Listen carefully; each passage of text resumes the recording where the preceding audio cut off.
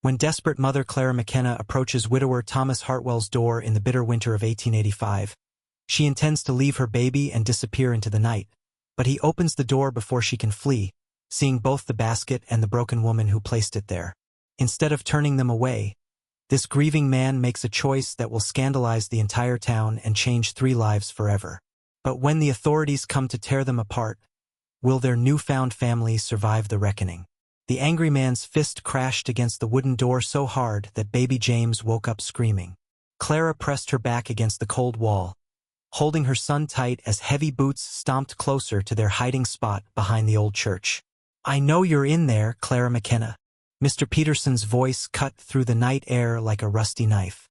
"You owe me 3 months' rent, and I'm done waiting." Clara's heart pounded so loud she worried Peterson might hear it. She had been living in the abandoned shed behind St. Mary's Church for 2 weeks now, ever since Peterson had thrown her belongings into the muddy street. The church mice were her only neighbors, and even they seemed to judge her with their tiny black eyes. James cried harder, his little face red and wrinkled. Clara bounced him gently, whispering words that meant nothing but felt like everything. "Shoo, sweet boy. Mama's here. Everything will be okay." But she knew it wasn't okay. Nothing had been okay since her husband died in the factory accident 6 months ago. The other workers had passed around a hat for her, collecting enough coins to last maybe 2 weeks. After that, the world seemed to forget that Clara McKenna and her baby even existed. "Come out now, or I'm calling the sheriff," Peterson yelled again. Clara peeked through a crack in the wooden wall. Peterson stood in the moonlight, holding a lantern that made scary shadows dance across his angry face. He was a big man with hands like ham bones and a voice that could wake the dead. Behind him stood 2 other men she didn't know, but their faces looked just as mean. "Fine," Peterson spat on the ground. "Sheriff Williams will find you soon enough. And when he does, that baby's going straight to the orphanage where he belongs." The 3 men walked away, their boots crunching on the frozen ground. Clara waited until their voices disappeared completely before she dared to breathe normally again. James had stopped crying, but now he felt warm against her chest. Too warm. She touched his forehead with the back of her hand, the way her own mother had done when Clara was little. Fever. Her baby had a fever, and she had no money for medicine, no food for herself, and no place to go when the sheriff came looking. Clara looked around the tiny shed that had been their home. A pile of old church decorations covered them at night, dusty angel costumes and painted wooden stars. During the day, she hid among the Christmas supplies that nobody would need until December. It was only November now, but it felt like December might as well be next year. Her stomach made a loud growling sound that seemed to echo off the walls. She hadn't eaten anything except church communion bread in 3 days. Even that small piece had made her feel guilty, like she was stealing from God himself. "What am I going to do, James?" she whispered to her son. The baby looked up at her with dark eyes that seemed too old for such a little face. Sometimes Clara thought he understood everything. How scared she was, how hungry they both were, how the whole world seemed to be closing in around them like a trap. She stood up carefully, her legs wobbly from sitting in one position too long. Through the shed's tiny window, she could see the lights of the town below. Each warm yellow glow represented a family sitting down to dinner, children playing by the fire, people who belonged somewhere. Clara used to live in one of those houses. She used to cook meals that filled the kitchen with good smells. She used to tuck James into a real bed with clean sheets and sing him lullabies while the wind whistled safely outside. Now the wind whistled through the cracks in their shelter, bringing the smell of winter and the promise of snow. James would never survive a real winter in this cold shed. She barely survived each night as it was. Clara made a decision that felt like jumping off a cliff. She wrapped James in every piece of cloth she could find: her old shawl, a torn altar cloth, even a small flag from last year's Independence Day celebration. Then she gathered their few belongings. One extra dress that was more patches than original fabric, a hairbrush with half its bristles missing, and the small silver locket that had belonged to her mother. The locket was the only thing of value she had left.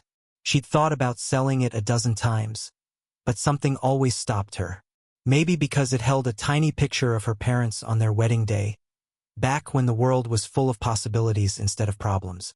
Clara stepped out into the cold November night. The wind hit her face like a slap, making her eyes water instantly. She pulled her thin coat tighter, but it didn't help much. The coat had been her good coat once upon a time, but now it looked like something a scarecrow might wear. The walk into town took longer than usual because she had to stop and rest every few minutes. Each step felt like walking through thick mud, even though the ground was hard with frost. James grew heavier in her arms, or maybe she was just getting weaker. As she walked down Main Street, Clara noticed how different everything looked at night. During the day, these same buildings seemed friendly and welcoming. The baker would wave from his window, and Mrs. Johnson from the dress shop always asked about the baby. But at night, the buildings looked like sleeping giants. Their dark windows stared down at her like empty eyes, and the shadows between them seemed to hide all sorts of dangers. A dog barked somewhere in the distance, and Clara jumped so hard she almost dropped James. She turned onto Maple Street, where the houses were bigger and the people who lived in them had never worried about their next meal. These houses had real glass in every window, painted shutters that actually worked, and gardens that someone took care of instead of letting them grow wild with weeds. Clara had walked down the street many times over the past few weeks, always at night when no one would see her. She'd been watching one house in particular, the one at the very end of the street where the lonely man lived. She knew his name was Thomas Hartwell because she'd heard people talking about him at the general store. They said he'd lost his wife and little girl to sickness 2 years ago. They said he kept to himself now, spending his days building furniture in his workshop and his evenings playing sad songs on his violin. Clara had heard that violin music drifting through his windows on quiet nights. The melodies made her think of raindrops on leaves, or the way sunlight looked when it shone through colored glass. Beautiful sounds that somehow made her feel less alone in the world. As she got closer to his house, Clara could see warm light glowing through the downstairs windows. She could smell wood smoke from his chimney, mixed with something else, maybe soup cooking on the stove. Her stomach growled again, loud enough that a cat sleeping on a nearby porch lifted its head to look at her. Clara stopped walking about 20 feet from Thomas Hartwell's front door. This was as far as she'd ever come before. Usually, she would stand here for a few minutes, listening to his violin music and imagining what it would be like to have a warm place to sleep. Then she would turn around and walk back to the cold shed behind the church. But tonight was different. Tonight, Sheriff Williams would come looking for her. Tonight, James's fever felt worse than before. Tonight, she had finally run out of choices. Clara reached into her pocket and pulled out a folded piece of paper. She'd written the letter 3 days ago, using a pencil stub she'd found in the church basement. The words had been harder to write than she'd expected, each sentence feeling like she was giving away a piece of her heart. The letter explained everything. How she'd lost her husband, how she'd lost her home, how she had nowhere else to turn. It asked Thomas Hartwell to take care of James, to give him the kind of life that a poor woman like her never could. It promised that James was a good baby who didn't cry much and would be no trouble at all. What the letter didn't say was that leaving James would probably kill her, that she would rather die than give up her son, that this was the hardest thing she'd ever done in her entire life. But sometimes love meant making impossible choices. Sometimes being a good mother meant admitting you weren't good enough. Clara kissed James's forehead, tasting the salt from her own tears. "I love you, baby boy," she whispered. "I love you more than all the stars in the sky. Don't ever forget that." James looked up at her and made a small cooing sound, like he was trying to tell her something important. Clara wished she knew what babies were thinking when they looked at you like that, so serious and wise, like they held secrets about the universe. She took a deep breath and started walking toward Thomas Hartwell's door, each step feeling like the longest journey of her life. But just as she reached his front porch, something happened that she never expected. Thomas Hartwell set down his violin and rubbed his tired eyes. The music tonight felt different somehow, more restless than usual, like it was trying to tell him something he didn't understand. He walked to his front window and looked out at Maple Street. Most nights, the street was empty except for the occasional cat hunting mice or a raccoon looking for garbage. But tonight, He could swear he'd seen a figure moving in the shadows. Thomas had learned to trust his instincts during his years as a carpenter. Wood didn't lie to you, it showed you exactly what it was and what it could become. People were trickier, but they had tells too. The way they held their shoulders, the rhythm of their breathing, the small sounds they made when they thought nobody was listening. And right now, every instinct he had was telling him that someone outside needed help. He opened his front door and stepped onto the porch, letting his eyes adjust to the darkness. The November air bit at his skin, but he'd felt worse cold during his years building houses in winter weather. What he wasn't prepared for was what he saw when he looked toward his front gate. A young woman stood frozen like a deer caught in lamplight. She held a baby close to her chest, and even in the dim moonlight, Thomas could see that she was shaking. Not just from cold, from fear, exhaustion, and something else that he recognized from his own mirror during the worst days after Sarah died. Desperation. "Ma'am," Thomas called softly, not wanting to startle her further. "Are you all right?" The woman didn't answer, but she didn't run either. She just stood there, swaying slightly like a tree in a gentle breeze. Thomas noticed a wicker basket at her feet and realized what he was seeing. He'd heard stories about this sort of thing, desperate mothers leaving their babies on doorsteps, hoping strangers would provide what they couldn't. But this woman hadn't left yet. She was still holding her child, still fighting some internal battle that Thomas could see playing out across her face even from 20 feet away. Thomas had a choice to make. He could go back inside, pretend he hadn't seen anything, and let whatever was going to happen without getting involved. That would be the safe choice, the sensible choice. He'd spent 2 years building walls around his heart, and those walls had kept him safe from more pain. Or he could step into this stranger's crisis and risk everything he'd built since Sarah and Emma died. Thomas Hartwell had always been a man who built things rather than tearing them down. Tonight would be no different. "It's cold out here," he said, walking slowly down his porch steps. "Why don't you come inside where it's warm?" The woman's head snapped up, her eyes wide with surprise. I'm sorry. I didn't mean to bother you. I was just—" "You weren't bothering me," Thomas said gently. "I was playing violin, but I'm done for tonight." The music was starting to sound sad even to me. He smiled when he said it, hoping to see some of the fear leave her face. It worked a little, her shoulders relaxed just enough for him to notice. "I heard you playing before," she said quietly. "From the street. It was beautiful." "Thank you." Thomas stopped about 10 feet away from her, close enough to talk normally but far enough that she wouldn't feel trapped. "I'm Thomas Hartwell. I don't think we've met. Clara McKenna." Her voice was barely louder than a whisper. "And this is James." The baby in her arms made a small sound, and Thomas felt something twist in his chest. James looked to be about the same age Emma had been when the fever took her. Same dark hair, same serious expression, same way of looking around like he was trying to understand a world that was much bigger and more complicated than he'd expected. "Hello, James," Thomas said, and the baby turned toward his voice. "He's beautiful, Clara. You should be proud." Clara's face crumpled like paper, and Thomas realized he'd said exactly the wrong thing.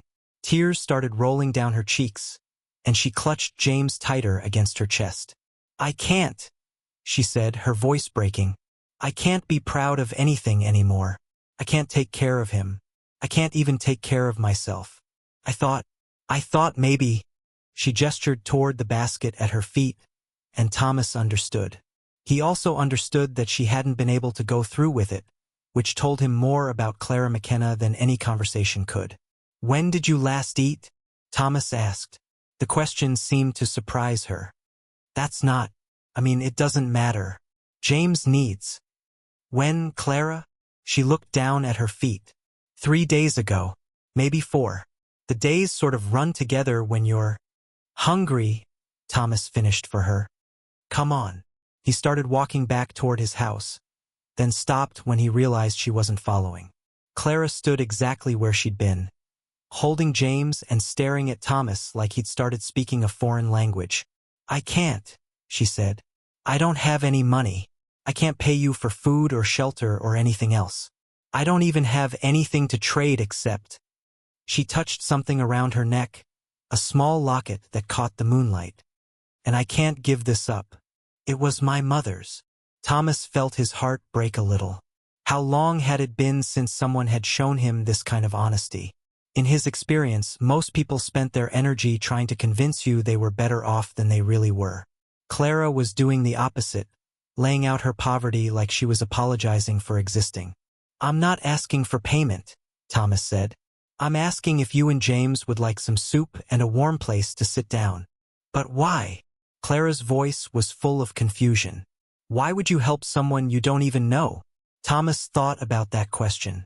He could give her the easy answer, that it was the Christian thing to do, that anyone would help a mother with a sick baby on a cold night. But standing here in the darkness, looking at this young woman who reminded him so much of Sarah during their early days together, Thomas realized the truth was more complicated. Because, he said slowly, I know what it feels like to lose everything, and I know what it feels like when someone reaches out to help you climb back up. Clara stared at him for a long moment, searching his face for lies or tricks or hidden prices to pay. Thomas stood still and let her look, understanding that trust was something that had to be earned, especially from someone who'd been hurt as badly as Clara obviously had been. Finally, she took a step toward him. Then another. Then she was walking across his yard, James cradled in her arms and the wicker basket forgotten on the ground behind her. Thomas held his front door open as Clara climbed the porch steps. She moved slowly, like someone who wasn't sure her legs would support her much longer. As she passed him in the doorway, Thomas caught the scent of wood smoke and something else. The particular smell of someone who'd been sleeping rough and trying to stay clean with limited resources. The kitchen's this way, Thomas said, leading her down a hallway lined with photographs. Clara's eyes moved over the pictures. A young woman with kind eyes and a little girl with pigtails, both smiling at the camera like they'd never known a day of sadness. Your family? Clara asked softly. Sarah and Emma, Thomas confirmed. They died 2 years ago. Scarlet fever. I'm sorry. Thank you. Thomas pushed open the kitchen door. They would have liked you, I think. Sarah always said you could tell a person's character by how they treated children. You're holding James like he's made of gold. Clara looked down at her son, who had fallen asleep against her shoulder. He is made of gold. At least he is to me. The kitchen was warm and bright, with copper pots hanging from hooks and a wood stove that filled the room with comfortable heat.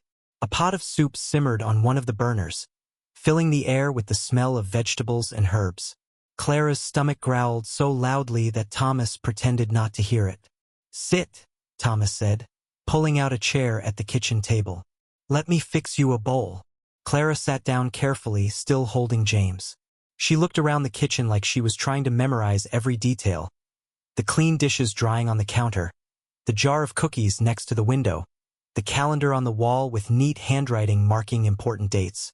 This is a beautiful home, she said. It's too big for just me, Thomas replied, ladling soup into a bowl. Sarah always said we'd fill it with children someday. We had plans for at least 4 or 5 little ones running around, making noise and leaving toys everywhere. He set the bowl in front of Clara, along with a thick slice of bread and a glass of milk that was still cold from the icebox. Clara stared at the food like she couldn't believe it was real. Go ahead, Thomas encouraged. It's just vegetable soup, nothing fancy. Clara took a sip, then another. Then suddenly she was eating like she hadn't seen food in weeks, which, Thomas realized, might not be far from the truth. She tried to eat slowly and politely, but hunger kept winning over manners. It's delicious, she said between spoonfuls. I haven't tasted anything this good in a very long time. Thomas poured himself a cup of coffee and sat down across from her, watching as color slowly returned to her cheeks. James slept peacefully in her arms, his fever seeming to break just from being in the warm kitchen. Tell me about your husband, Thomas said gently. Clara's spoon stopped halfway to her mouth. His name was Michael. He worked at the textile factory down by the river. There was an accident with one of the machines. They said he died quickly, that he didn't suffer. But you did. Clara nodded, tears threatening again. The factory gave me some money, but it wasn't much. I tried to find work, but nobody wants to hire a woman with a baby. I tried to take in sewing, but there wasn't enough of that either. When I couldn't pay the rent. She didn't finish the sentence, but Thomas could fill in the blanks. He'd seen it happen to other families. The slow slide from bad luck to desperation, from desperation to choices that no parent should ever have to make. How old is James? Thomas asked. 6 months next week. Clara's voice was full of love and pain. He's been such a good baby through all of this. Never complaining, never making things harder than they already were. Sometimes I think he knows how scared I am, and he's trying to take care of me instead of the other way around. Thomas looked at the baby sleeping in Clara's arms and felt something he hadn't experienced in 2 years. The urge to protect someone other than himself. James looked so small and vulnerable, so completely dependent on the woman who was doing her best to keep him safe despite having nothing to work with. What were you planning to do tonight? Thomas asked quietly. Clara's face went pale. I don't know what you mean. The basket outside. The way you were standing at my gate like you were trying to work up courage for something. What was your plan, Clara? She was quiet for so long that Thomas thought she might not answer. When she finally spoke, her voice was barely audible. I wrote a letter, asking you to take care of James. I thought maybe a man who'd lost his own child might understand what it means to love one. I thought you might give him chances I never could. Thomas felt his throat tighten. And then what? Where were you going to go? Clara shrugged, a gesture that tried to look casual but failed completely. It doesn't matter where I go. What matters is that James grows up safe and warm and loved. It matters to me, Thomas said firmly. And I think it matters to James too. Clara looked up at him, confusion clear on her face. I don't understand. Thomas stood up and walked to the window, looking out at the night sky where stars were beginning to appear between the clouds. He thought about Sarah and Emma, about the plans they'd made and the life they'd built together. He thought about the 2 years he'd spent hiding from the world, convincing himself that isolation was the same thing as healing. Then he thought about the young woman sitting at his kitchen table, holding her baby and trying to be brave enough to give up the only thing in the world that mattered to her. Thomas Hartwell made the second most important decision of his life. He turned back to Clara, who was watching him with eyes that held too much hope and too much fear. Here's what's going to happen, Thomas said. You and James are going to stay here tonight. Tomorrow we'll figure out what comes next. But tonight, you're both safe and warm and fed, and that's enough for now. Clara stared at him like he'd just offered to give her the moon. But I can't. What will people think? A single woman staying in your house? The scandal will. Let me worry about the scandal, Thomas said. You worry about taking care of that baby and getting some rest. Everything else can wait until tomorrow.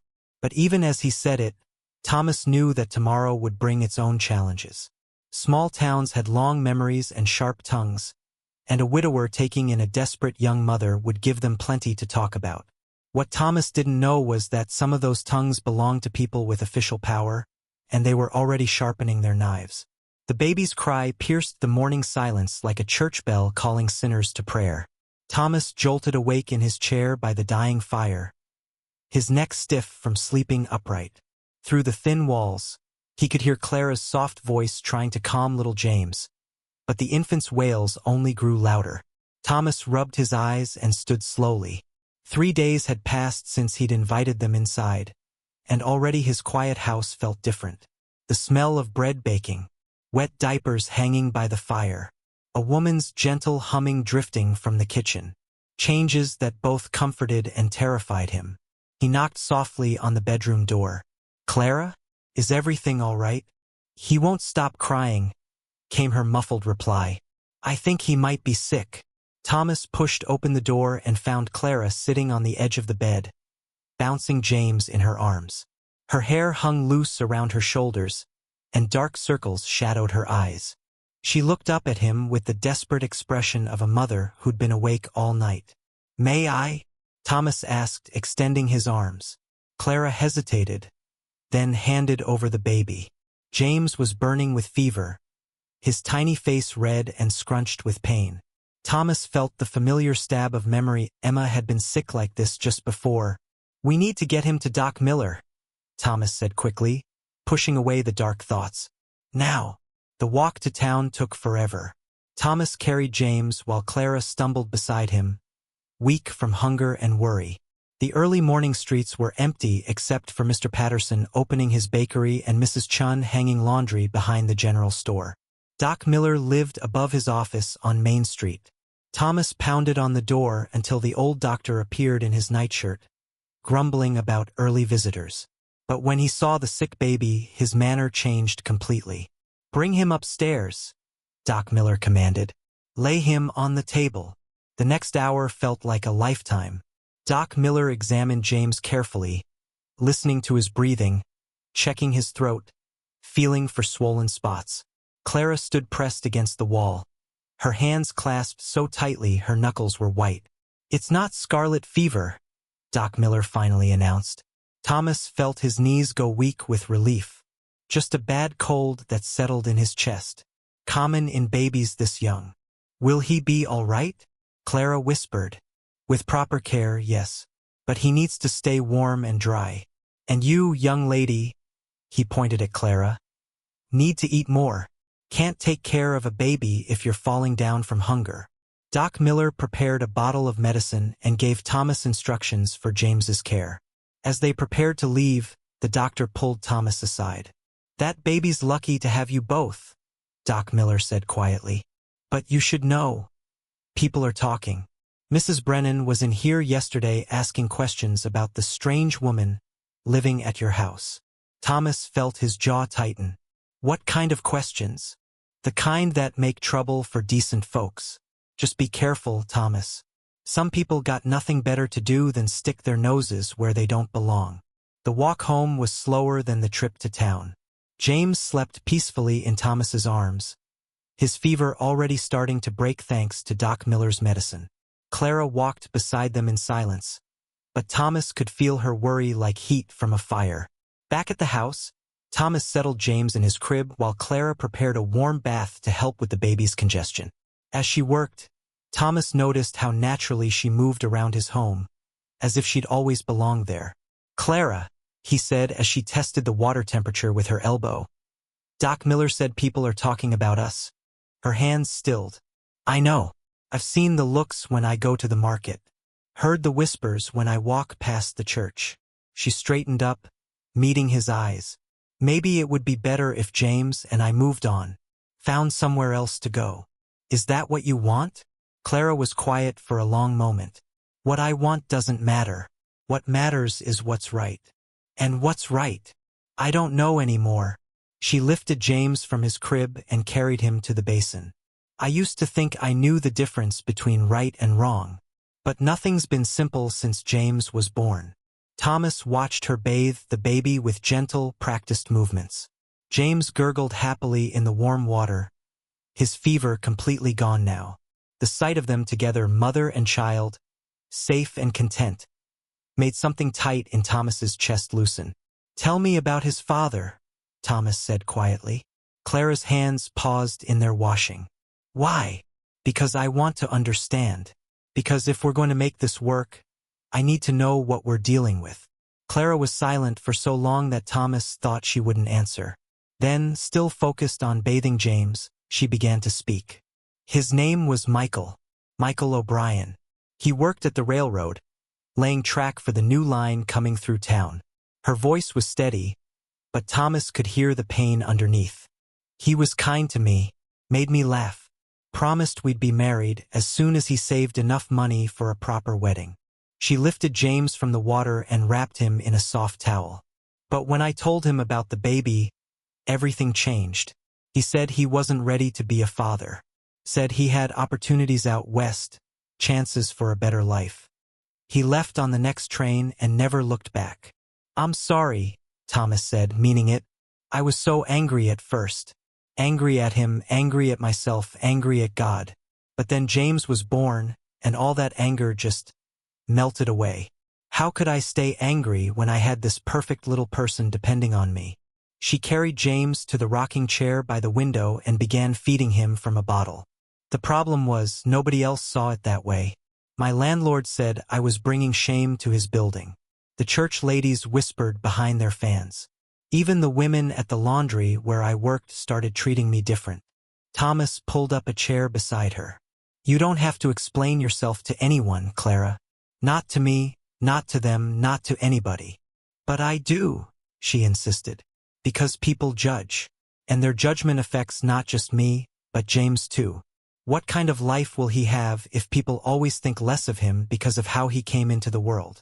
Thomas was quiet, thinking about his own losses, his own struggles with judgment and whispers. After Sarah and Emma died, people had said it was God's will, that he should accept it and move on. As if grief had a schedule. As if love could be turned off like a faucet. People are going to think what they want to think, he said finally. We can't control that, but we can control how we respond. We can choose to live with dignity, to treat each other with respect, to build something good together despite what anyone else says. Clara looked at him with surprise. Together. If you'll have me, if you'll stay. Thomas felt his heart pounding as he spoke the words he'd been thinking for days. Not as charity, not as a favor, as partners, as family. The word hung in the air between them, weighted with possibility and fear. James finished his bottle and settled against Clara's shoulder with a contented sigh. Outside, the sun was rising, painting the room in shades of gold and amber. I don't know how to be part of a family, Clara admitted. I've been on my own for so long. I don't either, Thomas said. Lost mine 2 years ago, but maybe that's okay. Maybe we can figure it out together. Clara studied his face, searching for something. Sincerity, perhaps, or hidden motives. Thomas met her gaze steadily, letting her see whatever she needed to see. The town won't like it, she said finally. The town doesn't have to live with our choices. We do. People will say terrible things about us. About James. People say terrible things anyway. At least this way we'll have each other to help bear it. Clara rocked slowly back and forth, James sleeping peacefully in her arms. Thomas could almost see her thoughts turning, weighing possibilities, calculating risks. There's something else, she said quietly. Something I haven't told you. Thomas felt his stomach tighten. What is it? Michael. He wasn't just any railroad worker. He was the foreman's son. His family has money, influence. If they ever found out about James. She trailed off, but Thomas understood the implication. They'd try to take him away? They'd have the power to do it. And they'd probably succeed. Clara's voice was barely a whisper. That's part of why I've been running. Why I can't stay anywhere too long. I'm scared they'll find us. Thomas felt a chill that had nothing to do with the morning air. The stakes were higher than he'd realized. But as he looked at Clara holding her son, at the trust slowly building in her eyes, he knew his answer hadn't changed. Then we make sure they don't find you, he said simply. And if they do, we make sure they know James has people who'll fight for him. Clara's eyes filled with tears, not of sadness, but of something that might have been hope. Why are you doing this, Thomas? Really? Thomas thought about all the easy answers he could give. About loneliness. About guilt. About the need to feel useful again. But looking at Clara and James, he realized the truth was simpler and more complicated than any of those reasons. Because, he said, for the first time in 2 years, this house feels like a home again, and I'm not ready to give that up. The hammer's sharp bang echoed across Thomas's workshop like a gunshot. He wiped sweat from his forehead and examined the chair leg he'd been shaping. 6 weeks had passed since Clara and James had become part of his daily life, and his carpentry business was busier than it had been in years. Word had spread that Thomas Hartwell was taking on big projects again. The Henderson family wanted a new dining set. Mrs. Foster needed kitchen cabinets. Even the preacher had stopped by asking about pews for the church's expansion. People figure if you can handle a woman and baby in your house, you can handle their furniture orders, Clara had said with a smile, bouncing James on her hip while Thomas sketched designs. But not everyone in town saw the arrangement as a good thing. Thomas Hartwell's lost his mind. Mrs. Brennan declared loudly enough for half the general store to hear. Living in sin with that woman and her bastard child. It's a scandal. Clara froze beside the pickle barrel, her shopping basket heavy in her hands. She'd come to town for supplies while Thomas finished the Henderson chairs, thinking the mid-morning hour would mean fewer people and less gossip. She'd been wrong. "Now, Martha," said Mr. Jameson from behind the counter. "That's mighty harsh language for a Christian woman." "Christian? I'll show you Christian." Mrs. Brennan's voice rose higher. "A decent woman wouldn't be living unmarried with a man, flaunting her shame for all to see. And that poor baby, growing up thinking such behavior is normal." Clara felt her cheeks burn. James, sensing her tension, began to fuss in her arms. She wanted to defend herself, to explain that Thomas had saved them when no one else would. But the words stuck in her throat like dry bread. "Maybe you should mind your own business, Martha." The new voice belonged to Susan Miller, Doc Miller's daughter. She stepped up beside Clara with a fierce expression. "Some of us think it's mighty fine that Thomas found people to care about again." Mrs. Brennan sniffed disdainfully. "Susan Miller, your father ought to teach you better manners. Speaking back to your elders that way. And your elders ought to teach you about Christian charity." Susan shot back. "Last I checked, Jesus spent time with all kinds of folks, not just the ones who met your approval." The argument might have continued, but James chose that moment to let out a loud, healthy cry that filled the store. Clara bounced him gently, but his wails only grew stronger. "See," Mrs. Brennan said triumphantly. "Even the baby knows something's not right about this situation." Clara's face went red with embarrassment. She grabbed her basket and hurried toward the door, desperate to escape the staring eyes and whispered comments. But as she reached the threshold, she nearly collided with a man entering the store. He was tall and well-dressed, with dark hair and expensive boots. Clara took one look at his face and felt the world tilt sideways. Michael O'Brien, James's father, the man who'd abandoned them both.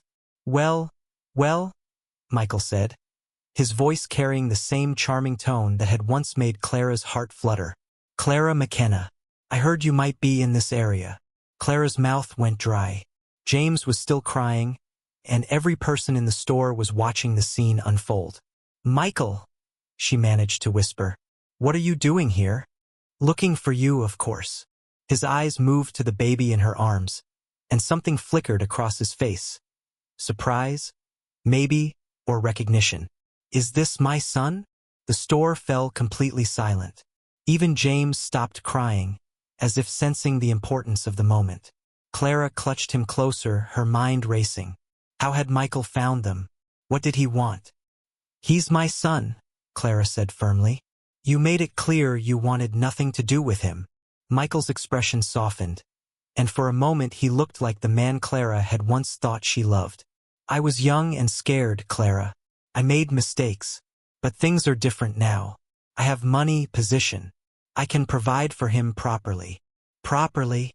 Clara's voice rose despite her efforts to stay calm. "Where were you when he was sick with fever? Where were you when I had nothing to eat so he could have milk? You think money makes you a father? I think a child deserves better than living in charity with strangers," Michael replied, his tone growing colder. "My family has been looking for you, Clara. We want to help." Clara felt a chill of fear. Michael's family had money and influence. They could cause real trouble if they wanted to. "We don't need your help." "No? Living unmarried with Thomas Hartwell? Depending on his charity to survive." Michael stepped closer, and Clara could smell his expensive cologne. "That's no life for my son." "Your son." The new voice came from the doorway, deep and dangerous. Thomas stood silhouetted against the morning light, his work clothes dusty and his hands still holding his carpenter's hammer. "I wasn't aware you had a son, stranger." Michael turned to face Thomas, and Clara could see him sizing up this competition. Thomas was older, weathered by work and grief, but there was steel in his eyes that made Michael take a step back. "You must be Hartwell," Michael said, forcing confidence into his voice. "I'm Michael O'Brien, the boy's father." "Funny," Thomas said, not moving from the doorway. I've been helping care for James for 6 weeks now. Haven't seen you around. I've been away on business, building a future for my family. Your family? Thomas's voice could have cut glass. The same family you abandoned when Clara needed you most? The tension in the store was thick enough to swim through. Mr. Jameson cleared his throat nervously. Mrs. Brennan watched with obvious delight, probably already planning how she'd spread the story around town. Michael straightened his expensive jacket. I'm prepared to do right by Clara and the boy now. I can offer them a proper home, marriage, respectability. Clara felt like she might faint. 6 months ago, Michael's offer would have been everything she'd dreamed of. Now it felt like a trap closing around her. Clara doesn't need your respectability, Thomas said quietly. She's got her own. Does she? Living here unmarried, subject to gossip and judgment? That's respectability? Michael's voice grew louder. I can give her a real home, not charity from a lonely widower. Thomas took a step forward, and Clara saw his knuckles whiten around the hammer handle. The store held its breath, waiting to see if the confrontation would turn physical. But it was Clara who spoke next. Stop, she said, her voice cutting through the tension like a blade. Both men turned to look at her. Stop talking about me like I'm not here, like I don't have a say in my own life. She adjusted James in her arms and straightened her shoulders. Michael, you had your chance to be part of our lives. You chose to leave. Thomas chose to help when no one else would. That tells me everything I need to know about both of you. Michael's face flushed red. Clara, be reasonable. Think about what's best for the boy. I have been thinking about what's best for James every day for 6 months. And what's best for him is people who love him, not people who show up with money when it's convenient. Clara turned to leave, but Michael caught her arm. This isn't over, Clara. A boy needs his real father. I have rights.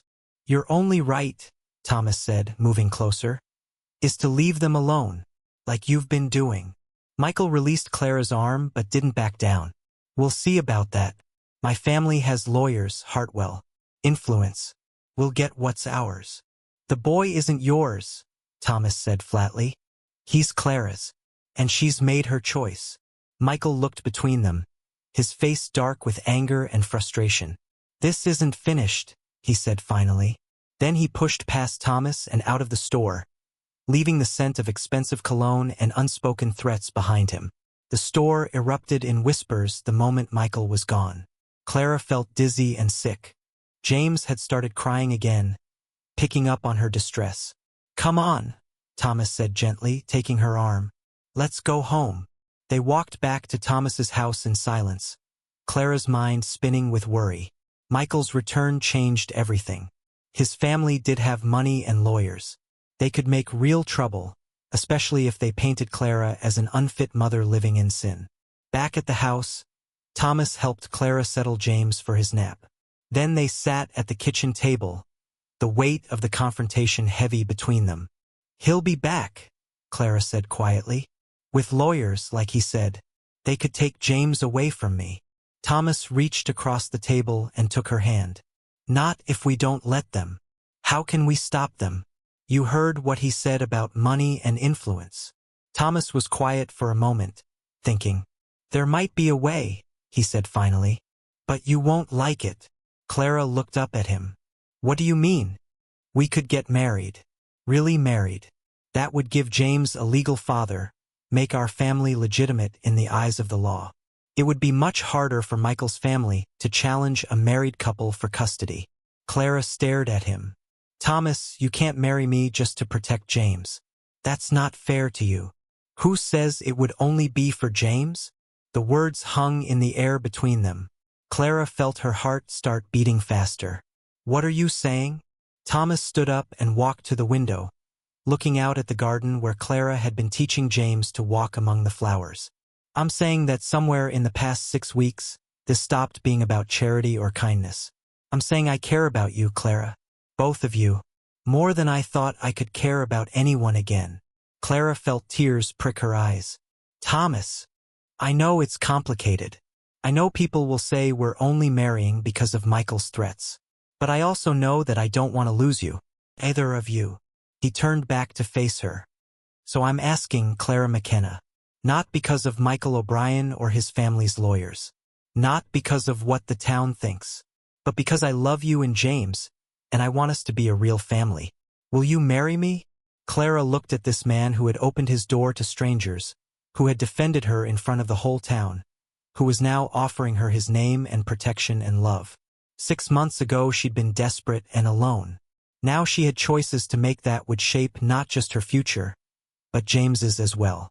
Outside, storm clouds were gathering, promising the kind of spring rain that could wash the world clean or flood everything in its path. Clara thought about Michael's threats, about Mrs. Brennan's gossip, about the uncertain future that lay ahead. But mostly she thought about Thomas's gentle hands building a crib for James, about his quiet strength in the face of the town's judgment, about the way he'd made a home for them when they had nowhere else to go. Yes, she said finally. Yes, Thomas Hartwell. I'll marry you. And for the first time since Michael had walked into that store, Clara felt like maybe, just maybe, everything was going to be all right. The sound of horses' hooves on cobblestone shattered the peaceful morning like glass hitting stone. Clara dropped the wooden spoon she was using to stir the porridge, her heart jumping into her throat as she rushed to the kitchen window. 3 men on horseback stopped in front of their house, and behind them rolled a black carriage that looked like it belonged at a funeral. "Thomas!" she called, but he was already there, his face hard as winter stone.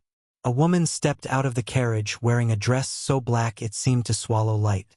Her gray hair was pulled back tight enough to stretch her skin, and when she looked at their house, her mouth twisted like she'd tasted something sour. "That's Mrs. Ashworth," Thomas said quietly. "She runs the children's home in the next county." Clara's hands started shaking. She'd heard stories about that place, children who went in happy and came out broken, their spirits crushed under rules and punishments. What does she want?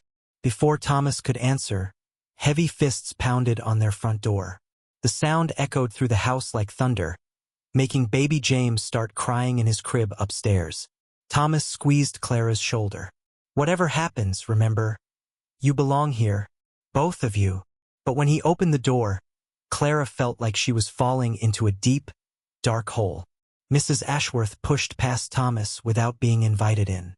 Her sharp eyes swept over their clean kitchen, the fresh flowers on the table, the warm bread cooling on the windowsill. Behind her came Mr. Jameson, the town judge, and 2 other men Clara didn't know but who wore badges that caught the morning light. "Miss McKenna," Mrs. Ashworth's voice cut through the air like a knife. "You've caused quite a problem."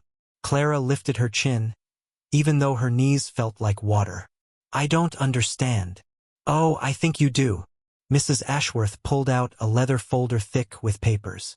"Reports have reached us about your living situation. An unmarried woman sharing a house with a man she barely knows, raising a child without proper guidance." "I know Mr. Hartwell very well," Clara said, her voice stronger than she felt. "He's been nothing but kind to us." Mrs. Ashworth's laugh was sharp and cold. "Kind? Is that what you call it? A young woman with no family, no reputation, taking advantage of a lonely widower's grief." The words hit Clara like slaps. She felt heat rise in her cheeks, but before she could speak, Thomas stepped forward. "You'll watch your tongue in my house, Mrs. Ashworth. Your house, yes, but not your family." Mrs. Ashworth's eyes gleamed with satisfaction. "The child belongs in proper care, with proper people who can give him moral guidance." Judge Jameson cleared his throat and pulled out official-looking papers. "Mr. Hartwell, while your heart may be in the right place, this arrangement breaks several laws about unmarried persons living together.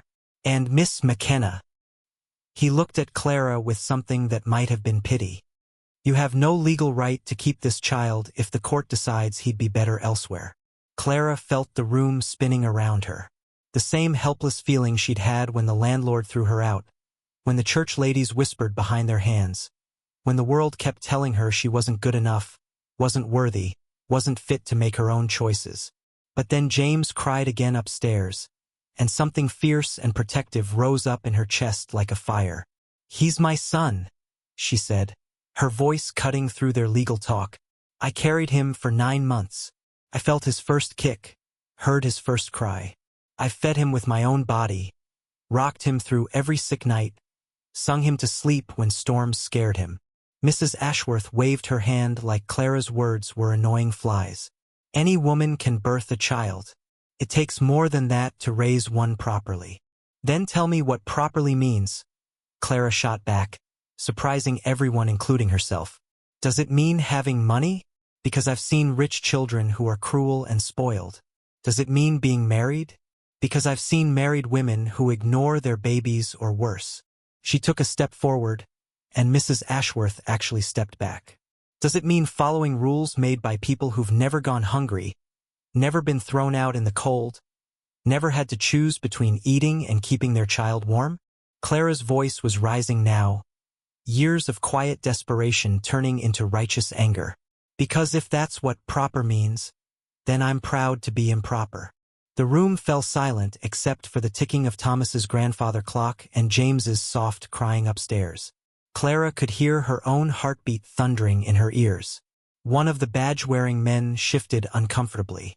Ma'am, nobody's questioning your feelings for the child. But feelings aren't enough. The boy needs stability, education, a chance at a decent life. He has that here, Thomas said quietly, but his voice carried the strength of oak beams. He has love, care, and a future. What more could any child need? Mrs. Ashworth's eyes narrowed. He has the influence of an immoral woman and a man who thinks kindness excuses sin. That's not a foundation for any child's future. Clara felt something crack inside her chest, but instead of breaking her, it seemed to free something that had been caged too long. You want to talk about sin? She asked, her voice steady as bedrock now. The sin is letting children go hungry when there's food to spare. The sin is turning away from people who need help because they don't fit your idea of deserving. The sin is breaking up families because they don't look like what you think they should. She moved to the foot of the stairs, placing herself between the officials and the sound of her crying child. I may not have much, but I know love when I see it. I know kindness when I receive it. And I know the difference between people who help because it's right and people who judge because it makes them feel important. Mrs. Ashworth's face had turned red as a winter apple. Your pretty words won't change the law, young woman. The child needs proper parents, a proper home, proper moral instruction. He has a proper mother, Clara said. One who would die before letting harm come to him. One who sees his worth not in what he might become someday, but in who he is right now. If that's not proper enough for your laws, then maybe your laws are wrong. Judge Jameson looked uncomfortable, shuffling his papers. Miss McKenna, please understand. We're not here to punish you. We're here to help. The child would be well cared for in the foundling home, given an education, taught a trade, taught that his mother wasn't worthy of keeping him, Clara finished. Taught that love doesn't matter as much as following rules. Taught that family is something you earn through money and status instead of something you build through caring for each other. She looked at each of their faces, seeing doubt creeping into some eyes, stubborn certainty in others. You want to take my son because you think I'm not good enough for him. But I think maybe the real question is whether your system is good enough for children like James. Children who need love more than rules, understanding more than judgment, hope more than your version of proper behavior. Mrs. Ashworth slammed her folder shut. Enough of this nonsense. Mr. Jameson, we have the authority to remove the child immediately if we believe he's in moral danger. Now wait just a minute. Thomas stepped forward, his carpenter's hands clenched into fists. This is still my home, and they're still my guests. You want to take that boy, you'll have to go through me first. The two badge-wearing men moved closer to Thomas, their hands resting on their belts. Clara saw the situation sliding towards something dangerous, something that could only end badly for all of them. But before anyone could move, a new voice spoke from the doorway. Perhaps we should hear all sides before making any hasty decisions. Everyone turned to see Dr. Morrison, the town's physician, standing in the doorway with his black medical bag in hand. Behind him stood Mrs. Patterson, the schoolteacher, and surprisingly, Mrs. Chun, who ran the general store with her husband. Dr. Morrison. Judge Jameson looked relieved. Thank goodness. Perhaps you can speak some sense into these people. But Dr. Morrison moved to Clara's side instead of joining the officials. I've been watching this household for months now, in my professional capacity. The child is healthy, well-nourished, and clearly loved. Miss McKenna brings him for regular checkups, follows all my medical advice, and shows every sign of being a devoted mother. Mrs. Patterson stepped forward too. And I've spoken with Miss McKenna several times about James's future education. She's already teaching him letters and numbers, despite having no formal training herself. Her dedication to his learning exceeds that of many married mothers I know. Mrs. Ashworth's confident expression was starting to crack. These people don't understand the larger issues at stake. Don't we? Mrs. Chun spoke with the quiet authority of someone who'd raised 5 children while helping run a business. I see Clara in my store twice a week.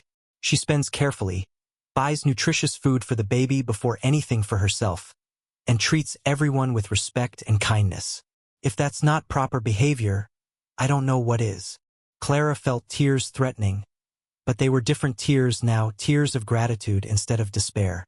She'd been so focused on fighting her battles alone that she'd forgotten other people had been watching, judging for themselves, forming their own opinions. Judge Jameson looked around the room, clearly uncomfortable with how the situation was developing. While these testimonials are touching, they don't change the legal facts. An unmarried woman living with an unmarried man, regardless of the arrangements, creates an inappropriate environment for child rearing. Thomas and Clara looked at each other across the crowded room. In that moment, Clara saw something in his eyes that made her breath catch. A question, a possibility, a future she'd been afraid to even dream about.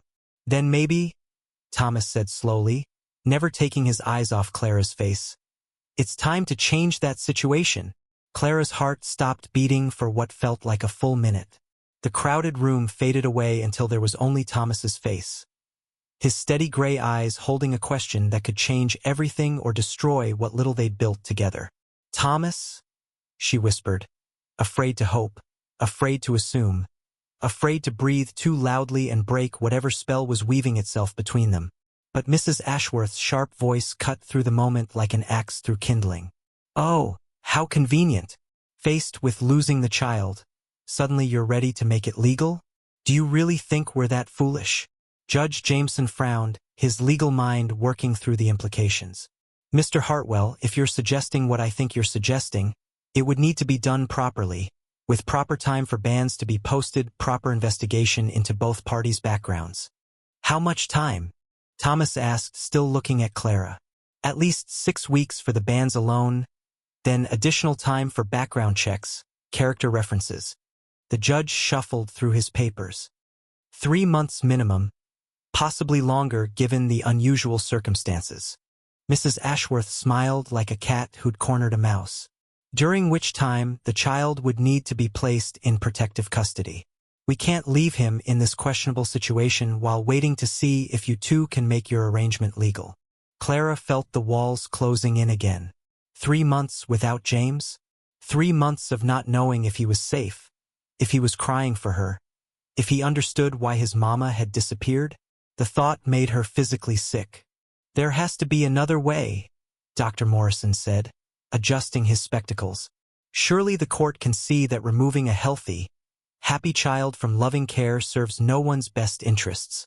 The law is the law, one of the badge-wearing men said, but he didn't sound entirely convinced. Clara looked around the room at all these people deciding her fate, her son's future, their family's existence. The familiar feeling of powerlessness washed over her, but this time it brought anger instead of despair. Stop, she said quietly. Everyone kept talking, arguing about laws and procedures and what was proper and what wasn't. Stop, Clara said louder, and this time the room fell silent.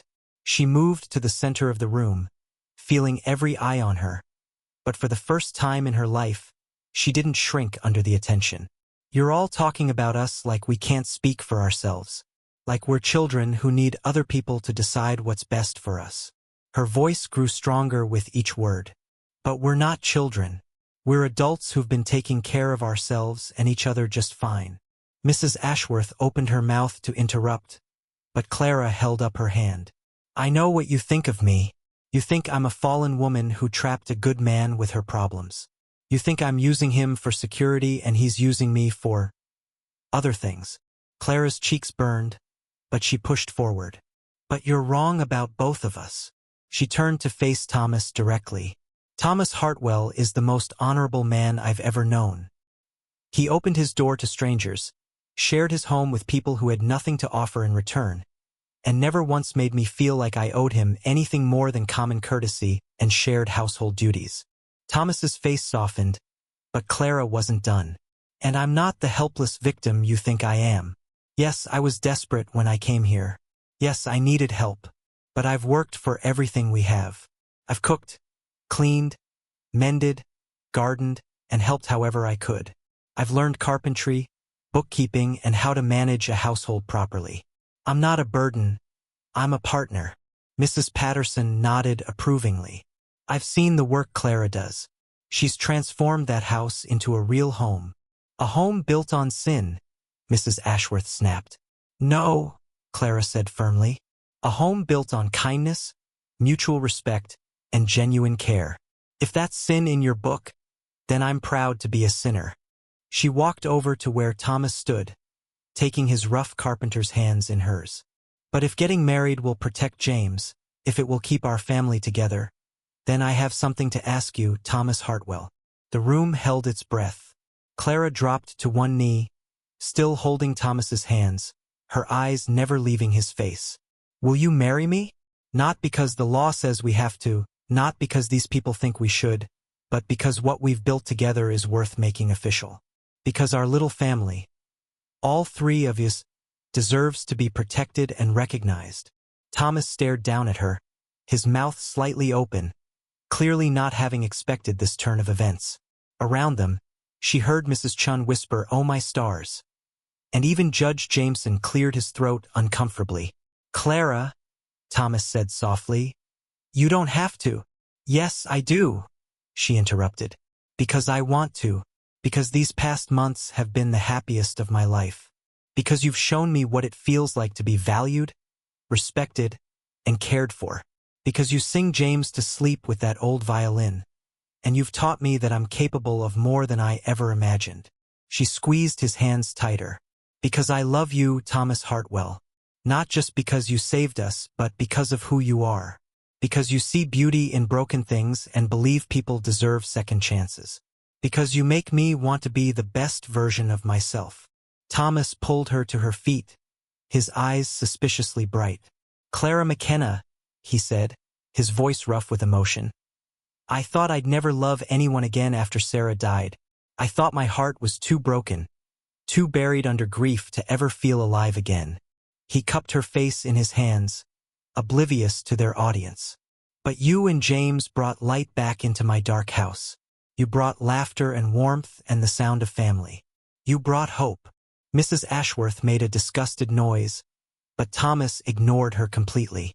Yes, he said, loud enough for everyone to hear.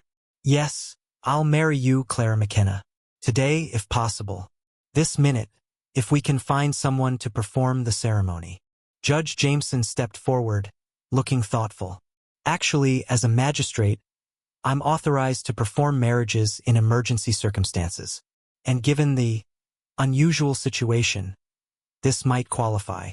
Mrs. Ashworth's face had turned purple. This is ridiculous. You can't just throw together a wedding to avoid legal consequences. Why not? Dr. Morrison asked mildly. They're both adults, both of sound mind, both clearly committed to each other and the child. What more does a marriage need? Proper preparation, proper consideration, proper love, Clara finished. Which we have. Mrs. Chun stepped forward. I have my grandmother's wedding ring in my jewelry box at the store. It's not fancy, but it's been blessed by 60 years of happy marriage. Mrs. Patterson smiled. And I have flowers in my garden. We could make a bouquet in 10 minutes. Dr. Morrison nodded. I'd be honored to stand as witness. Clara looked around at these people.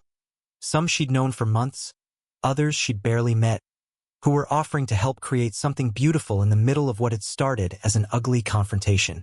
But what about bans? Judge Jameson asked himself, thinking aloud. What about the legal requirements? Emergency circumstances, Thomas said firmly. If they're going to take James away based on our unmarried status, then our marital status is an emergency that needs immediate resolution. Mrs. Ashworth looked like she was about to explode. This is the most irregular proceeding I've ever witnessed. The child should still be removed pending proper investigation. Investigation of what? Clara asked. Of whether we love each other, whether we can provide a good home, whether James is healthy and happy. She gestured toward the ceiling, where James had finally stopped crying and was now making the happy babbling sounds that meant he was playing with his wooden blocks. Listen to him. Does that sound like a child in danger? Does that sound like a child who needs rescuing from terrible circumstances? Even the badge-wearing men looked uncertain now. One of them whispered something to his partner, who nodded reluctantly. Judge Jameson made his decision. Mrs. Ashworth, I appreciate your concern for the child's welfare, but I see no evidence of immediate danger or neglect. The child appears healthy and well cared for.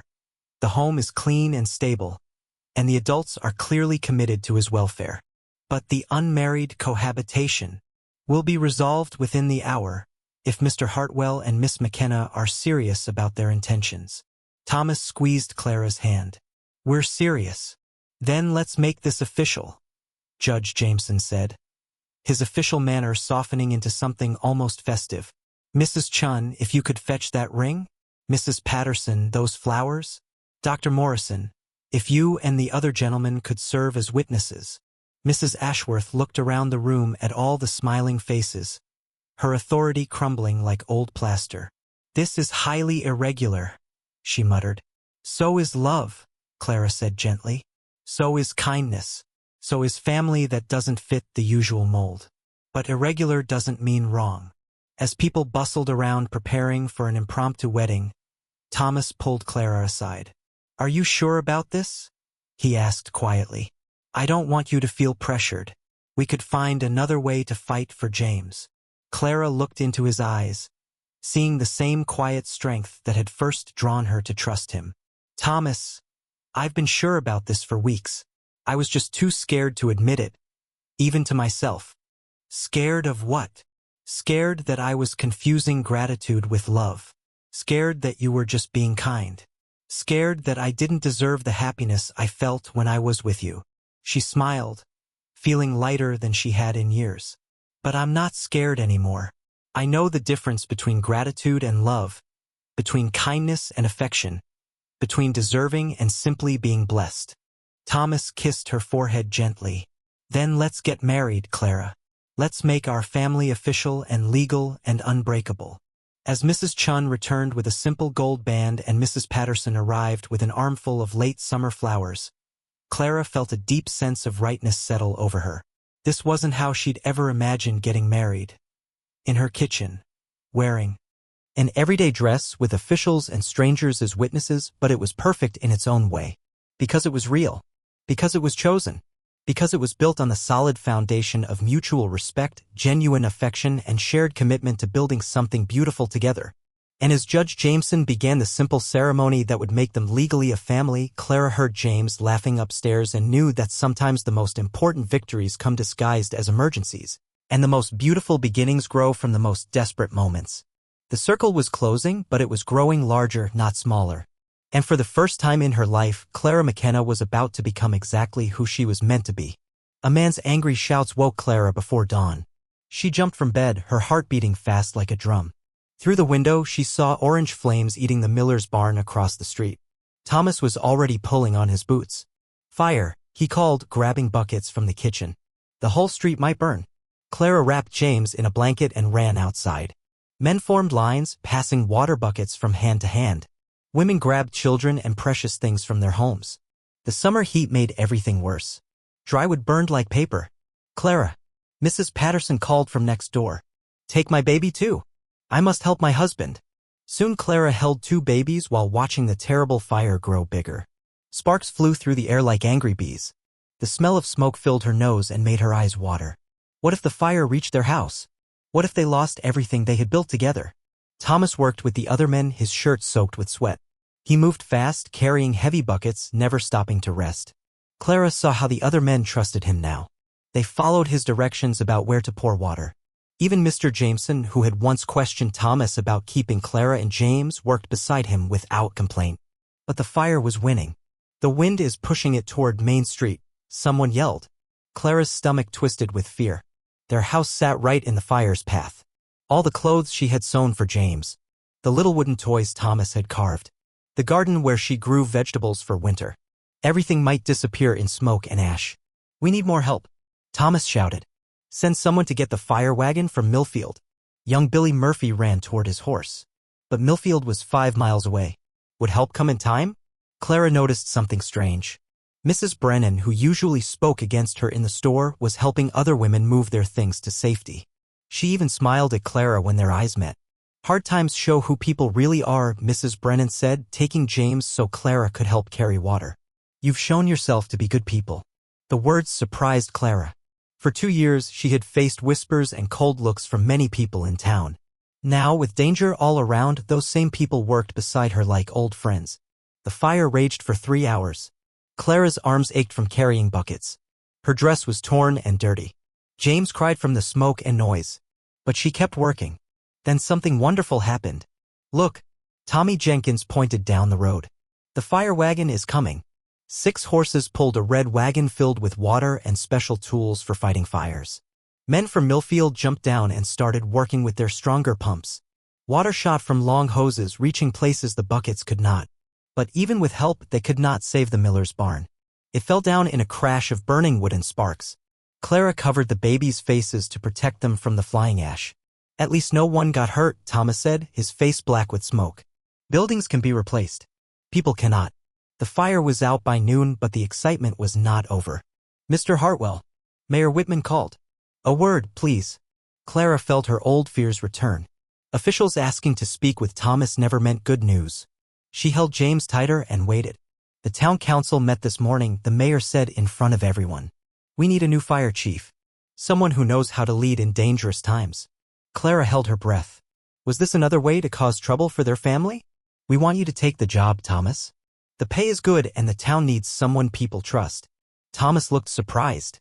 "I'm honored, but I have a family to think about." "That's exactly why we want you," the mayor said. "A man who fights for his family will fight for his town." Clara felt tears of happiness in her eyes. The same town that had once whispered about them was now asking Thomas to be their leader. It felt like a miracle. But Thomas was looking at her, waiting for her opinion. After all they had been through, he would not make this choice without her. "What do you think, Clara?" he asked quietly. She thought about all the people who had worked beside them today. She remembered Mrs. Brennan's kind words. She saw how the other men had followed Thomas's lead during the emergency.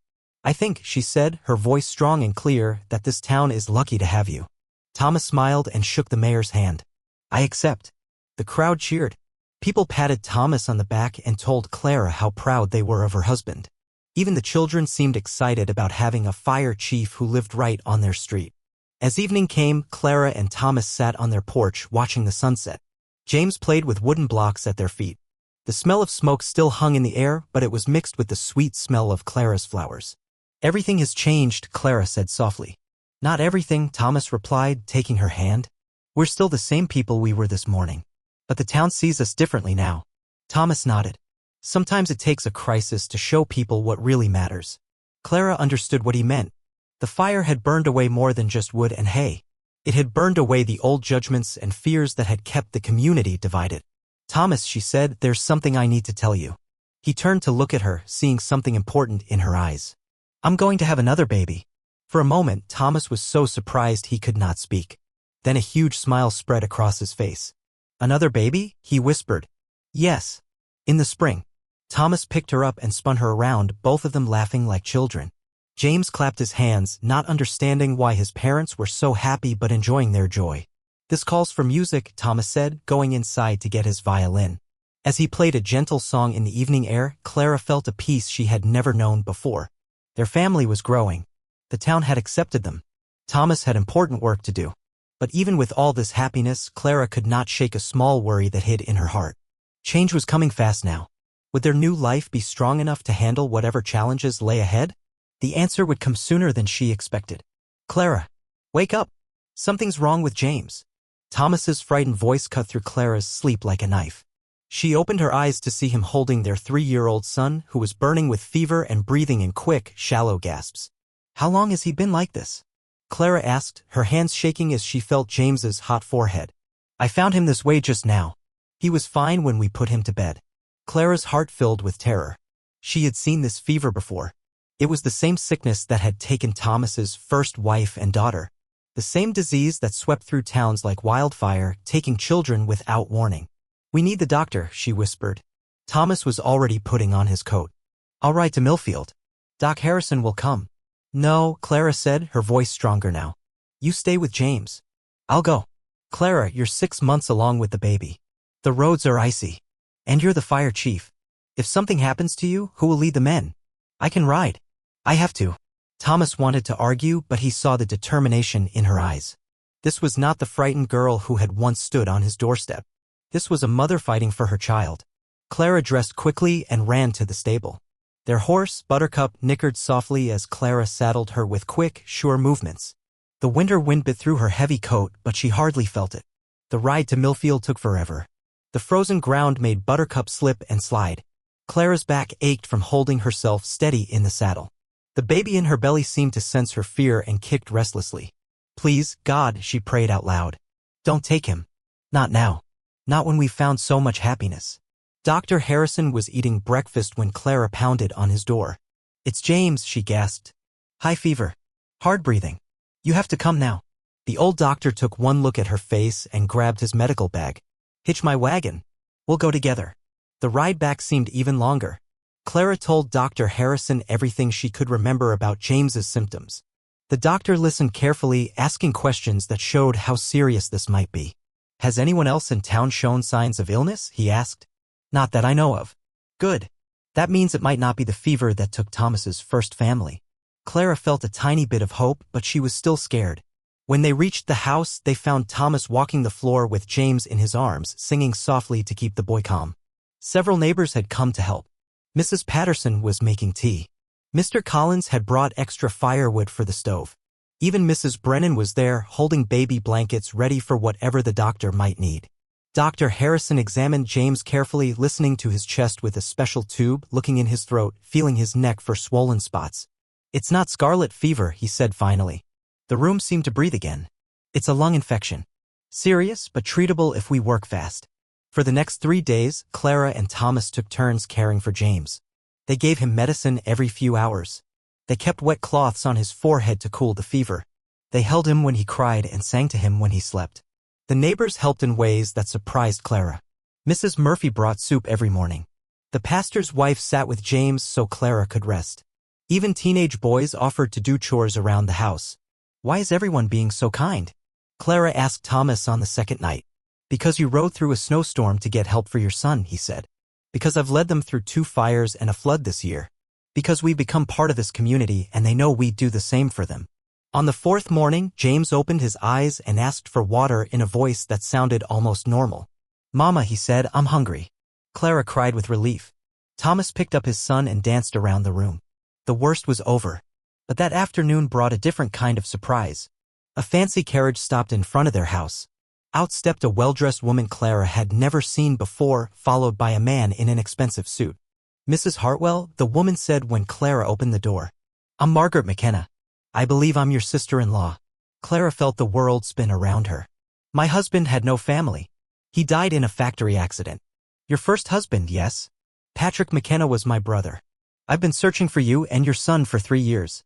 The man beside her stepped forward. I'm Mr. Davidson, Mrs. McKenna's lawyer. We have some important news about your son's inheritance. Clara's legs felt weak. She sat down hard in the nearest chair. Inheritance. Patrick had a share in a silver mine in Colorado, Margaret explained. We only recently learned about it when the mine started producing.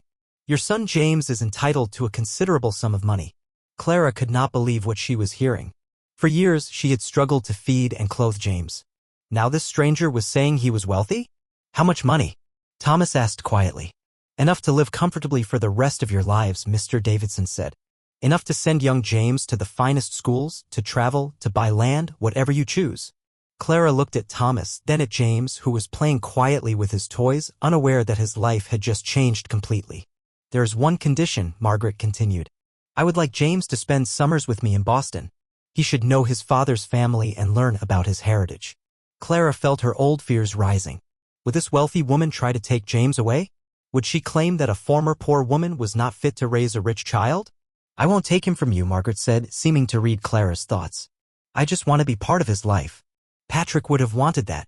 That evening, after their visitors had left for the hotel, Clara and Thomas sat by the fire, trying to understand how their world had changed again. We could move anywhere, Thomas said. Buy a big house. Never worry about money again. Do you want to leave? Clara asked. Thomas looked around their small parlor, at the violin on the mantel, at the pictures of their life together on the walls. This is home, he said simply. These people came to help when James was sick. They trusted me to be their fire chief. They watched us fall in love and accepted our family. Clara nodded. Money is nice, but it can't buy what we have here. So we stay. We stay. But maybe we can use some of the money to help others. Build a real fire station for you. Maybe start a school where children can learn for free. Thomas smiled. And James can still spend summers with his aunt. It's good for children to see different places and meet different people. Clara agreed. As long as he always knows that home is here with us. 6 months later, Clara gave birth to a healthy daughter they named Sarah after Thomas's first wife. James was a gentle big brother, always wanting to help feed the baby or sing her to sleep. The money from the mine allowed them to help their community in many ways. The new fire station had equipment that could fight fires better than ever before. The school Clara started welcomed children from all families, rich and poor alike. But the greatest change was in Clara herself. She no longer worried about what people thought of her. She knew who she was, a loving mother, a caring wife, a valued member of her community. One evening, as she sat on the porch watching James teach little Sarah how to pet their cat, Clara thought about the scared girl who had once stood at Thomas's door, ready to give up her child because she thought she was not good enough to be his mother. That girl could never have imagined this life. A home filled with love and laughter. A husband who saw her as an equal partner. Children who were healthy and happy. A community that respected and valued her contributions. What are you thinking about? Thomas asked, sitting down beside her with his violin. Just how far we've traveled, Clara said, even though we never left home. Thomas began to play a gentle tune, the same melody he had played that first night when she had been too afraid to trust her own worth. Now she knew better. Worth was not something others gave you or took away. It was something you carried inside yourself, something that grew stronger every time you chose love over fear, hope over despair, action over surrender. As the music floated over their small town, Clara smiled. Tomorrow would bring new challenges, new joys, new opportunities to grow. But tonight, surrounded by the people she loved most in the world, she was exactly where she belonged. And that was worth everything.